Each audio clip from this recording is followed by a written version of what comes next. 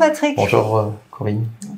Donc tu vas nous parler du traitement de première ligne de l'hépatocarcinome avec différentes molécules et ces risques éventuels, notamment d'hémorragie de thrombose. Oui, ces principaux risques sont les risques d'hémorragie et des accidents thromboemboliques, que ce soit avec l'association atezolizumab, bevacizumab ou le lenvatinib.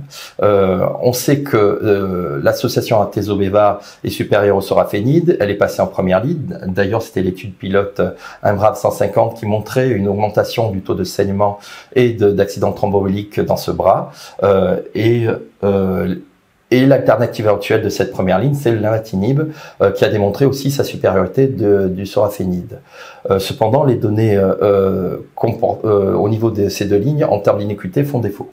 Alors, pour l'instant, il fallait faire un examen endoscopique pour dépister les varices. En bilan préthérapeutique, oui, tout à fait. Pour l'association atezo-beva. Et donc, il faudra également sûrement le faire.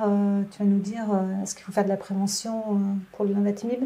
Oui, donc c'est une étude de cohorte de CHC sur 6 centres tertiaires en Allemagne. Un bras dans l'association où il y avait 262 patients qui étaient suivis de 2019 à 2022 et un autre bras de 136 patients dans le bras lenvatinib. Ce qu'il faut savoir, c'est sur les différents paramètres, des deux groupes étaient parfaitement équilibrés, que ça soit, il n'y avait pas de différence significative sur la gravité de l'hypertension portale et en termes de durée de traitement.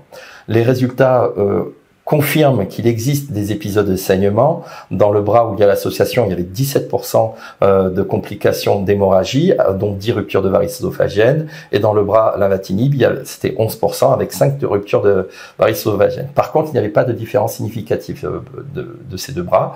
Et concernant les événements thromboemboliques artériels, de même, il n'y avait pas de différence significative, mais ils étaient présents. 20 accidents dans le premier bras et 5 dans le deuxième bras.